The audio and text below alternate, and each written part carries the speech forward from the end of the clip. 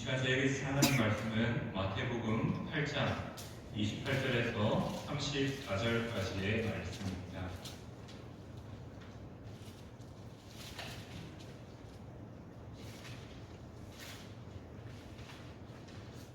마태복음 8장 28절에서 34절까지의 말씀을 길지만 우리 함께 천천히 읽도록 하겠습니다. 또 예수께서 건너편 가다라 지방에 가시되 기신자 무덤 사이에서 나와 예수를 만나니 그들은 몹시 사나워 아무도 그 길로 지나갈 수 없을 지경이더라. 이에 그들이 소리질러 이르되 하나님의 아들이여 우리가 당신과 무슨 상관이 있나이까? 때가 이르기 전에 우리를 괴롭게 하려고 여기에 오셨나이까 하더니 마치 멀리서 많은 돼지떼가 먹고 있는지라.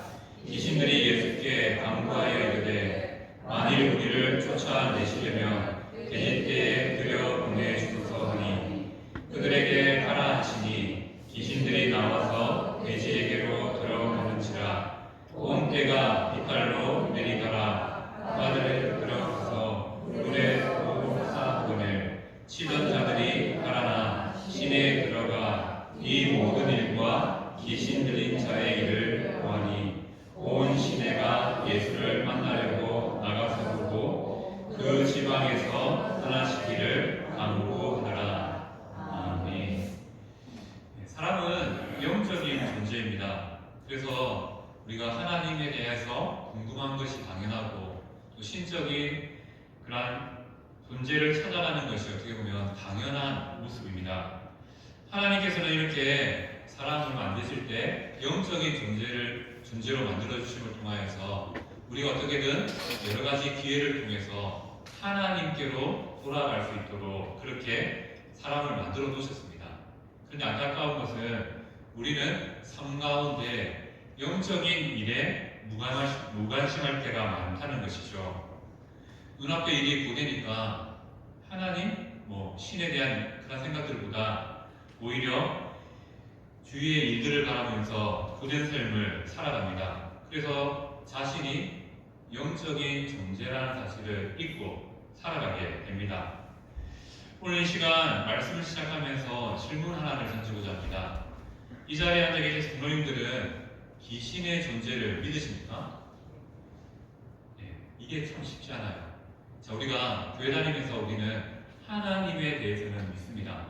그런데 그 하나님에 반하는 세력, 귀신, 사단이 있다는 사실은 우리가 잘 잊고 살아갑니다. 그러니 우리 안에 여러 가지의 일들이 발생하는 것 중에 하나가 뭐냐면 우리가 하나님께 구하고 하나님께 나가고 하나님을 향하여 그렇게 하는 것 참 좋습니다. 그런데 항상 우리가 잘 살아가고자 하지만 잘 살지 못하게 만드는 반대 세력, 사단의 또 세력이 있다는 사실을 기억해야 됩니다. 안 되는 데는 이유가 있죠. 왜 그럴까요?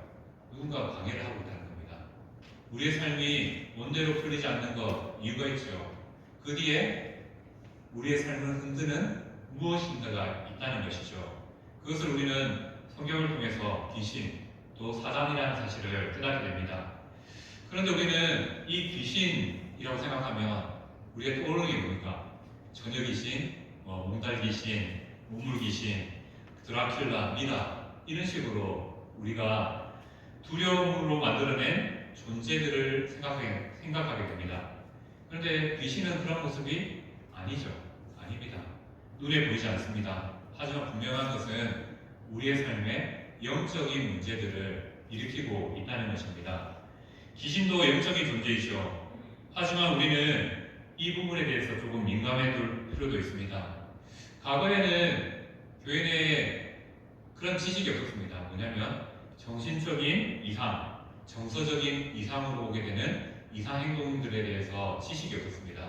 그래서 뭐라고 다 취급했냐면 이상한 행동을 하면 그 사람이 귀신 들렸다 라고 생각했습니다. 그런데 지금 과학적으로 따져봐도 우리가 예전에 귀신 들렸다라고 했던 것들의 10중에 9은 정신적인 문제, 정서적인 문제에서 나타났다라고 결과가 나와 있습니다. 그럼에도 불구하고 10중에 하나, 이 문제는 귀신과 관련됐다라고 심리학적으로도 상담학적으로도 그렇게 생각합니다. 왜냐하면 답이 안 나와요. 정서적인 문제에서 감정적인 문제, 심리적인 문제에서 답이 안 나와요. 그러한 영역들이 분명히 있습니다. 그래서 우리는 영적인 존재이기 때문에 이 영적인 문제 앞에 깨어 있어야 됩니다.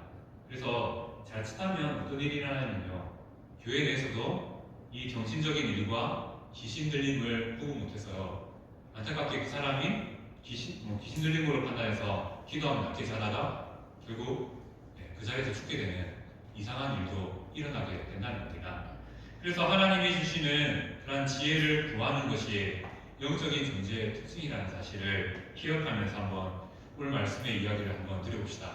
자, 성도님들은, 이 자리에 앉아 계신 성도님들은 점 보십니까? 대답하면 안 됩니다. 들어가지 마시고. 점 보십니까? 안 보실 겁니다. 그런데 통계학으로 보면, 자, 기독교인들 중에 30에서 40% 정도가 점을 실제로 본다라고 말합니다. 왜 볼까요? 하나님을 믿지만 불안해요. 왜요? 우리가 왜 불안합니까? 우리가 미래를 알면 안 불안합니다. 근데 우리는 미래를 알지 못합니다. 앞으로 어떻게 될지, 어떤 일이 일어날지 불안하죠. 그래서 그 불안에 답을 얻고자 점집을 찾아갔고 철학관을 찾아갑니다. 최근 통계 보니까 10대에서 30대까지 우리나라 국민에게 질문했는데 최근에 점 본 적이 있습니까? 라고 질문했을 때 90%가 나는 점을 본 적이 있다. 그리고 정기적으로, 얼마나 정기적으로 보냐, 한 25% 정도가 1년에 한 번, 또 25% 정도는 한 달에 한 번, 1년에 2번 정도. 나머지는 이제 자주 보고 빈도가 더 높아지는 것을 봅니다. 그렇게 젊은 사람들은 영적인 일에 관심 없는 것 같잖아요. 근데 아닙니다. 오히려 관심이 많습니다. 어떻게 하냐면요, 요즘에 젊은 애들은 어떻게 하냐면 맛집이 있지 않습니까? 맛집에 가면 보통 대기가 한두 시간 걸립니다. 그럼 어떤 걸 하냐면 대기 걸어놓고 타로점을 보러 갑니다. 빨리 전기가 나오는 그 타로점을 통해서 재미도 느끼고 또 미래에 대한 불안감도 해결하는 그런 방법이 요즘에 대세고요. 또 그렇게 점을 안 보는 친구들은 내꺼 사진이라고 하죠. 사진 쪽으로 가서 시간을 보내고 그 맛집을 찾아가서 또 식사를 하고 하는 그런 문화들이 있습니다. 그만큼 우리는 젊은 사람들은 교회를 편하있고 영적인 일에 무관심하다 생각하지만 실제로 종교 전체의 수치를 보면 젊은 사람들은 종교를 찾는 경우가 많지는 않습니다. 그러다 그들이 영적인 것들을 찾지 않는다는 건 아닙니다. 그들도 불안함 때문에 영적인 것들을 찾아간다는 것이죠. 그래서 이 점과 관련돼서 연구하시는 목사님들이 몇 분 있습니다. 자기가 과거에 이쪽에 우속에 발을 담갔다가 넘어오신 목사님도 있고요. 그리고 집에 또 관련된 사람이 많아서 거기에 대해서 연구하다 보니까 무속의 전문가가 되신 분들도 있습니다. 그분들이 하는 말이 정해져 있습니다. 사람들이 점집에 오는 이유가 대충 5개 아니면 6가지 정도 된다고 합니다. 그래서 점집에 점 본 사람이 이 6개 중에 하나를 딱 말하면 용한 존재가 됩니다. 근데 이 6개도 되게 쉽습니다. 자, 20대 젊은 여자가 점집에 찾아가면 어떤 일이겠습니까? 결혼일 가능성이 없습니다. 결혼이 가능성이 많고요. 50대 50대 여인이 가면 자식 문제나 아니 자식의 결혼 문제 이런 식으로 대충 어떤 것 때문에 오는지가 정해져 있습니다. 왜냐하면 사람은 다 비슷해요. 미래에 대해서 불안함을 갖는 영역이 비슷합니다. 그래서 용한 존재이가 되는 비결은 뭐냐면 이렇게 사람을 만나면서 저 사람이 이 나이 때 그럼 이런 고민을 가지고 왔겠구나. 그래서 질문을 조금 자신만의 질문을 만들죠. 그래서 이 사람이 사람 때문에 왔구나. 이 사람이 돈 때문에 왔구나.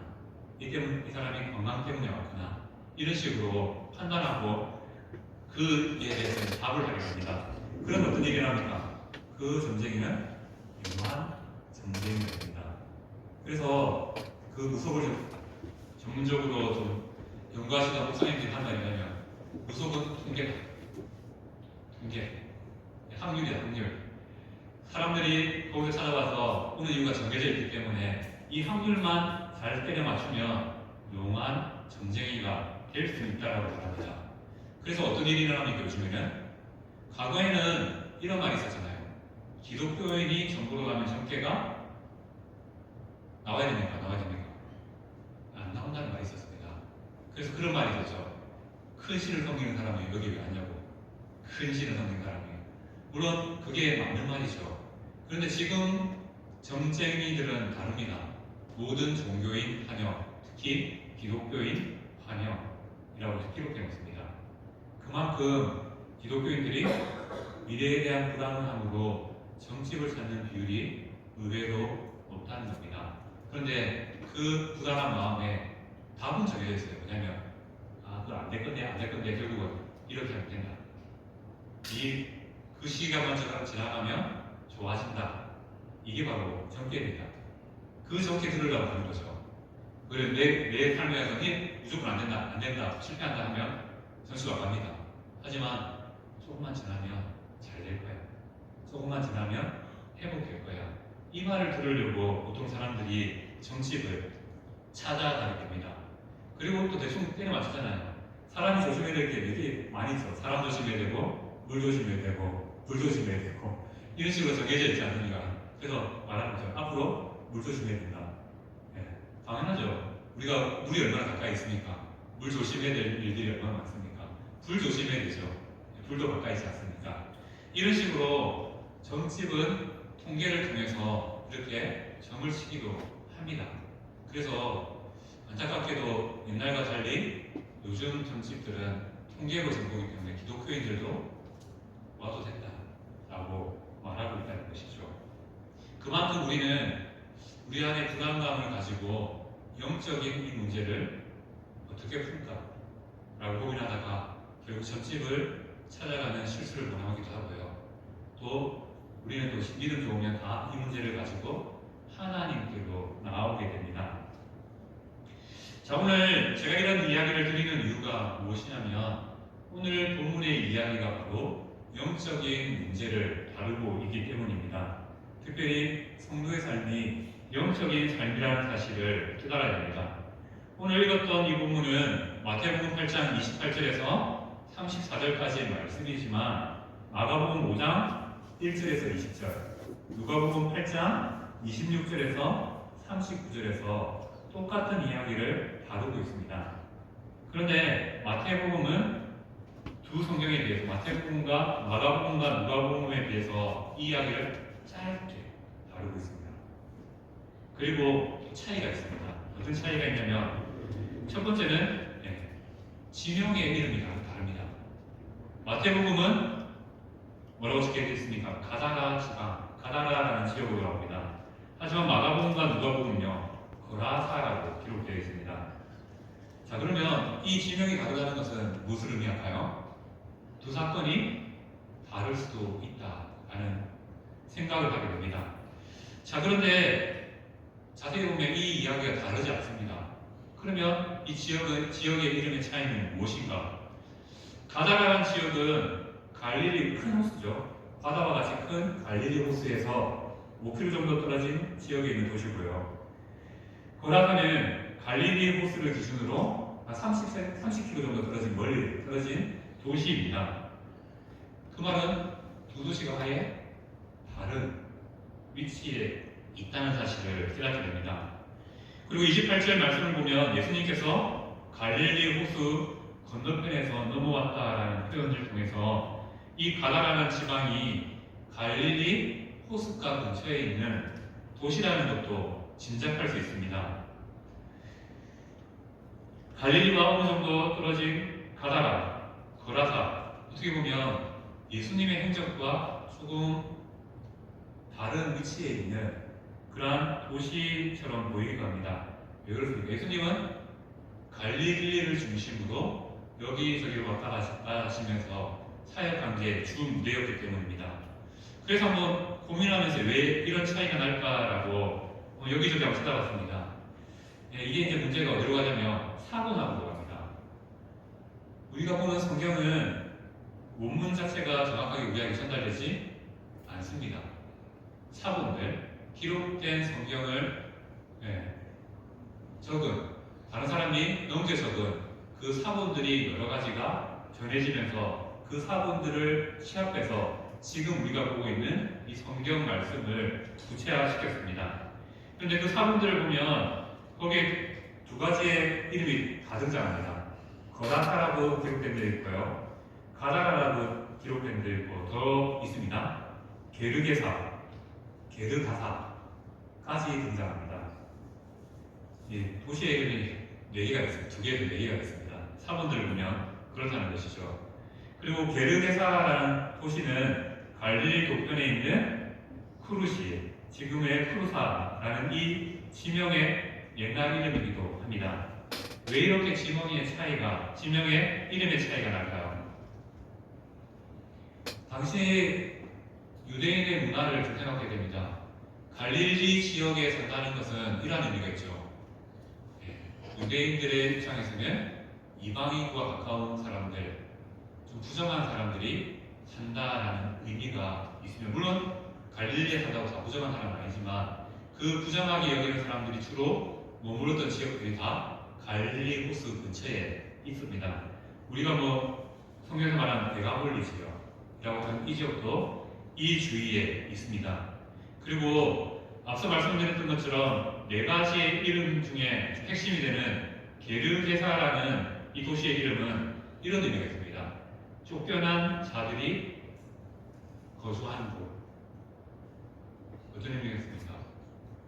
이스라엘 백성들 중에 율법에 오가는 사람들, 율법에 문제가 있는 사람들이 쫓겨나서 사는 곳. 예를 들면 유대인과 결혼해서 자녀를 낳아야 되는데 이방인과 결혼함으로 말미암아 피가 이게 참 좋지 않은 건데 피가 섞였다는 이유 하나만으로 이방인 취급받게 되는 그런 사람들이, 쫓겨난 사람들이 사는 지역이 바로 이러한 지역이었다는 겁니다. 그리고 오늘 말씀해 보면 이 지역이 이스라엘에서 소유했다는 것을 알 수 있는 것이 돼지를 치는 사람이 있었다는 겁니다. 이스라엘 백성들에게 돼지는 부정한 그러한 동물이었죠. 하지만 로마에게는 다릅니다. 로마는 돼지고기를 유통했습니다. 이스라엘 지역이지만 로마인들이 사용하는 그 고기를 기르는, 돼지를 치는 사람이 있었다는 것 자체가 그 지역이 부정한 땅, 그 지역이 버림받은 땅, 외면받은 땅이라는 그런 의미가 있습니다. 그래서 그러한 차원에서 이렇게 말하죠. 거기는 거다사인들, 피가 섞인 사람들이 사는 동네다. 그래서 거다사, 쫓겨난 자들이 거주하는 곳이다. 그래서 게르게사. 그래서 이러한 말들에 의해서 바로 오늘 말, 가다라도 있겠지만 거다사라는 지역의 이름이 만들어졌습니다. 이렇게 말하면 좀 헷갈리죠. 좀 더 쉽게 설명해 보겠습니다. 자, 우리는 이 석도에 있는 가평도 알고요, 염전도 알고, 비토도 알고 다 압니다. 그런데 우리가 이 사천대교를 다 건너면 사천 사람들은 이 지역을 뭐라고 말합니까? 그냥 석도라고 합니다. 그렇죠? 많은 이름들이 있을 수 있죠. 이 지역에 대해서 이름을 알면 저기는 비토고 여기는 뭐고 이렇게 다 압니다. 그런데 관심이 없고 그런 사람들 입장에서는 우리를 다 석도라고 묶어버립니다. 그리고 이 사천에 사니까 석도라고 그러지 사천을 떠나면 어떻습니까? 그냥 사천이라고 부릅니다. 이와 마찬가지로 오늘 나왔던 지명들이 그런 겁니다. 그 주위에 있는 가장 유명한 것, 있잖아요. 그 경남 끝에 사는 사람들, 경남에 사는 사람들, 이런 식으로 모르는 사람들이 크게 묶어서 말하다 보니 가다라, 거라사, 게르가사 이런 식으로 여러 가지 이름이 등장하게 되었습니다. 두 번째, 마태복음과 마가복음, 누가복음의 차이가 있는데요. 마태복음에는 귀신 들린 사람이 몇 명입니까? 2사람이 등장합니다. 그런데 다른 복음들은 한 사람이 등장합니다. 자, 근데 이 문제는 크게 중요하지 않습니다.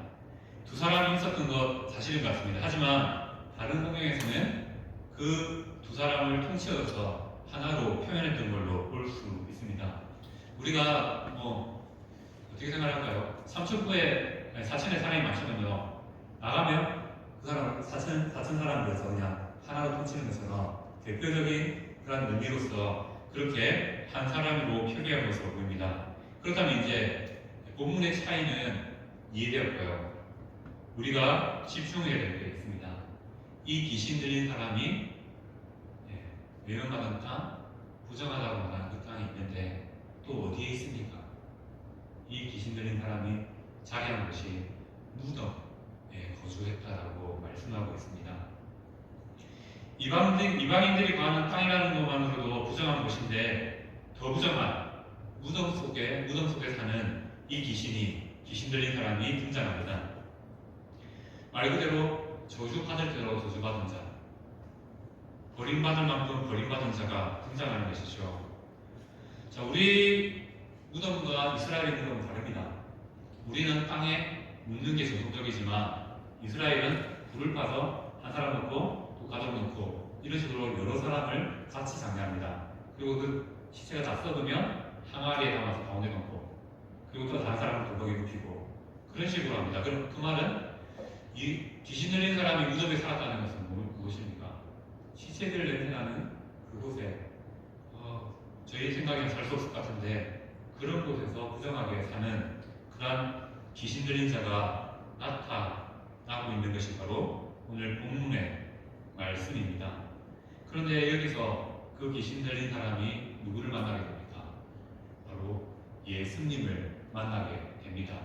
예수님을 만나면서 29절 말씀을 우리가 함께 읽을까요? 성경책 펴셨죠? 29절 말씀 함께 읽겠습니다. 이에 그들이 소리질러 이르되 하나님의 아들들이여 그가 무슨 상관이 나이까? 해가 이르기 전에 우리를 괴롭게 하려고 여기 오셨나이까? 하더니 귀신은 예수님을 알아봅니다. 예수님을 향하여서 가르쳐주지 않았는데 하나님의 아들이라고 부릅니다. 그리고 지금 당신이 왜 여기 왔습니까? 우리가 무슨 상관이 있기에 여기 왔습니까? 라고 반문하게 됩니다. 귀신들은 알았죠. 예수님을 바라보고요. 이분이 어떤 분인지 알았습니다. 그리고 곧 깨달았습니다. 우리가 쫓겨날 위기에 있구나. 이 예수님이 우리를 쫓아내시겠구나 라고 생각하게 된 것이죠. 자, 귀신들은 예수님을 안다는 것입니다. 그래서 앞서 말씀드렸던 것처럼 예전부터 내려오는 기독교에 나오는 저들 같은 이야기죠. 기독교에 있는 정부로 가면 정죄가 나오지 않는다는 말이 당연한 겁니다. 왜냐하면 귀신들도 하나님을 알아보기 때문입니다. 그럼에도 불구하고 기독교인 한영이라고 적어놨다는 것 자체는 무엇을 의미합니까? 믿음 없는 기독교인들이 많다는 것과 그들이 가짜라는 것이 두 가지가 함께 증명되는 것이죠. 이런데도 좀 보시겠습니까? 보는 분이 있다는 아닙니다. 보시겠습니까? 다시 한번 주목해 봅시다. 귀신들이 말합니다. 때가 이르기 전에 우리를 괴롭게 하려고 여기 오셨습니까? 라고 예수님께 질문하게 되죠. 귀신들은 종말의 때가 있다는 것을 알고 있고요. 그 종말의 때에 자신들이 완전히 멸망할 것을 알고 있다는 것입니다. 하지만 현재는 마지막 때가 아니라는 걸 알고 있습니다. 그래서 마지막 날 우리가 멸망할 건데 왜 지금 오셔갖고 우리를 불안하게 합니까? 라고 귀신들이 말하는 것이죠. 일찍 오신 예수님께 항의하고 있는 겁니다. 왜 오셔서 우리를 이렇게 힘들게 만드십니까? 그러자 31절 말씀처럼 귀신들이 예수께 간구하여 이르되 만일 우리를 쫓아내시려면 대집대에 들여보내달라고 요청하게 됩니다. 재밌는 사실은 예수님은 가만히 계세요. 그런데 귀신들이 알아서 깁니다. 자신들이 도망가는 거죠. 자신들이 살기 위해서 분명히 이 사람을 구원하시러 온 것을 알기 때문에 귀신들이 자신들이 살기 위해서 대집대로 옮겨달라고 요청하고 있습니다.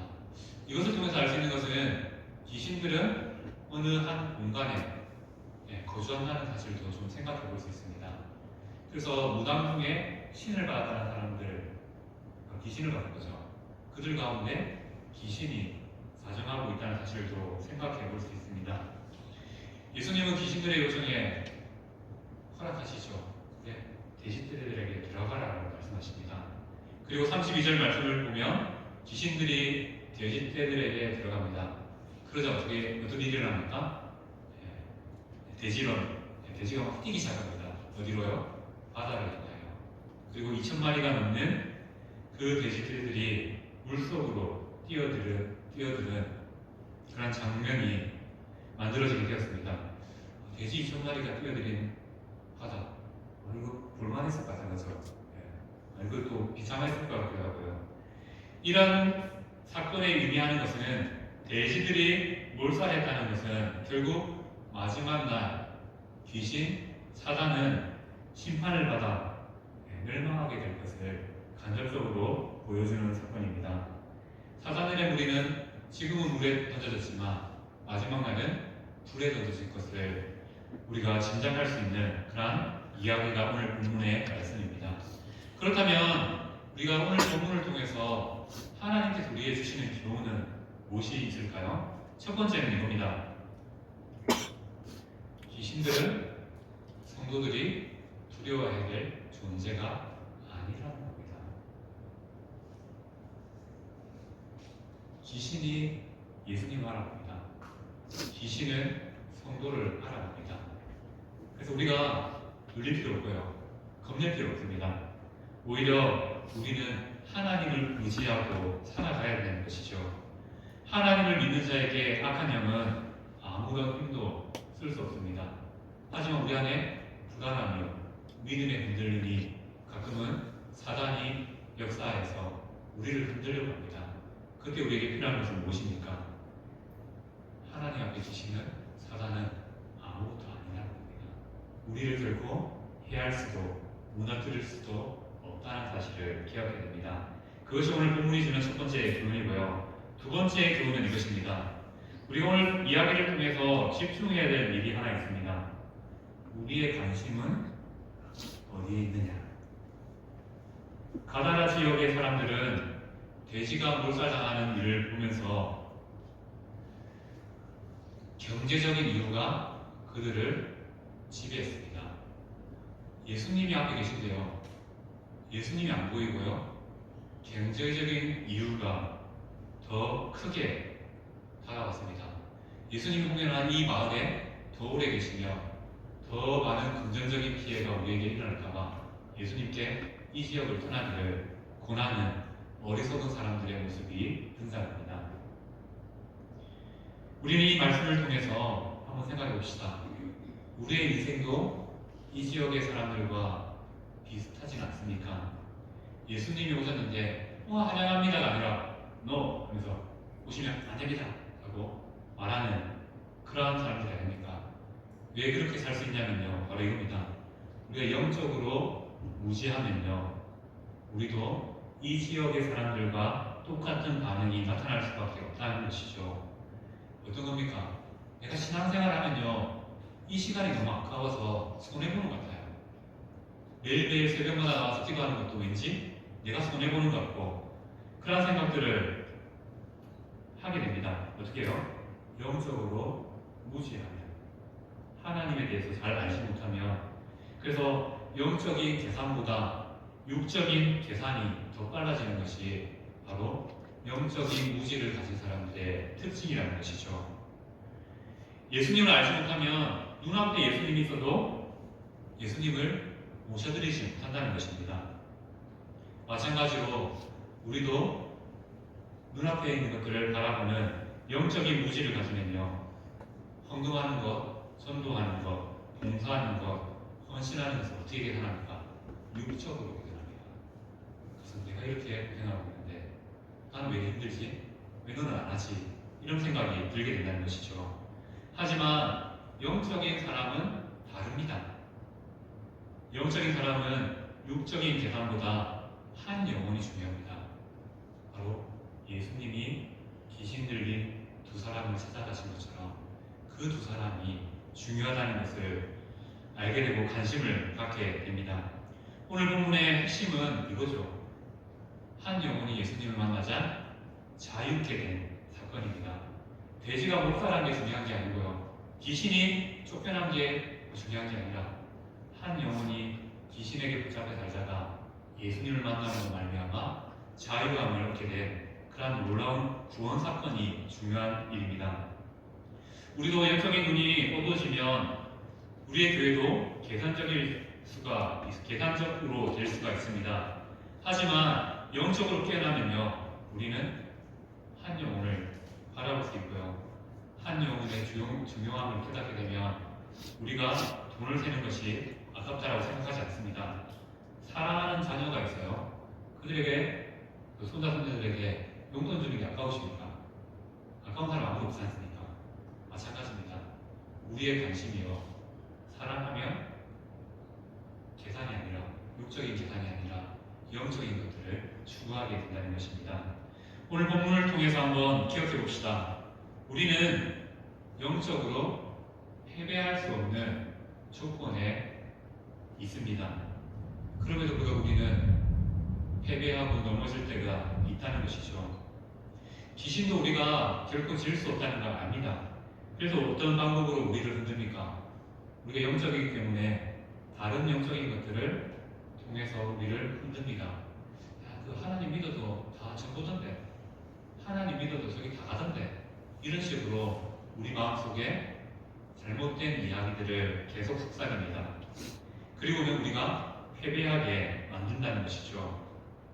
우리의 관심은 어디에 있어야 됩니까? 육적인 것에 관심을 갖다 보면 우리도 이러한 얘기에 집중하여서 넘어지는 안타까운 삶을 살 수 있다는 겁니다. 하나님은 우리에게 구원을 주시면서 우리에게 패배할 수 없는 조건을 만들어 놓으셨습니다. 하나님 함께 하시는데 패배가 있습니까? 실패가 있습니까? 없습니다. 그런데 우리가 실패하고 패배하는 이유는 무엇입니까? 우리의 영적인 관심이 다른 데 있기 때문에 그런 일들이 일어난다는 것이죠. 만약 우리의 삶에 문제 앞에서 영적인 부분에서 패배가 있다면 바로 오늘 우리는 이 말씀을 통해서 우리의 삶을 한번 점검해 봐야 될 것입니다. 내가 더 하나님을 사랑하겠다라고 결단해야 되고요. 내가 하나님의 마음을 달라하고 기도해야겠다라는 생각을 하게 되어야 된다는 것입니다. 바로 영적인 무지를 인정하고 내가 하나님을 더 알기로 합니다. 내가 하나님을 알므로 하나님의 마음으로 승리하며 살아가는 우리의 삶이 될 수 있도록 도와주세요라고 기도하는 성도들 되시기를 간절히 기도드립니다. 아멘. 이제 오늘 말씀을 기억하면서 함께 기도합시다. 우리가 하나님에 대한 것들에 대한 무지는 없을 겁니다. 더 알고 싶고요. 더 친해지고 싶고요. 더 가까이 하고 싶습니다. 하지만 세상의 악한 영은 우리가 하나님과 가까워지는 것을 정말 싫어하더라고요. 그래서 여러 가지의 문제를 일으켜 하나님을 의심하게 만들고 하나님을 떠날 수 있는 그런 일들을 우리의 주위에 주게 됩니다. 그럴 때 우리는 어떠한 마음으로 살아야 됩니까? 영적인 무지가 나타나면요, 하나님 없는 거 아닌가 라는 의심이 생깁니다. 하지만 그것도 허락하신 것이 하나님이라는 사실을 깨닫게 되면요, 우리는 기도하게 됩니다. 바로 우리가 영적인 무지로부터 승리할 수 있는 비결은 기도함으로 하나님을 가까이 함에 있습니다. 이 시간 함께 기도할 때 하나님, 내가 지금까지도 하나님을 위해 살았지만 남은 인생 간절한 소망이 있습니다. 하나님과 더 가까워지는 겁니다. 하나님과 더 사랑하는 것입니다. 나의 남은 인생 가운데 하나님을 더 사랑할 수 있는 환경을 열어주시고 또 여건을 허락하여 주셔서 내가 정말 주님 사랑함을 이 땅 가운데, 이 교회 가운데 보여줄 수 있는 그런 성도가 될 수 있도록 도와달라고 지금 말씀을 기억하면서 은혜를 구하며 다 함께 기도드리겠습니다.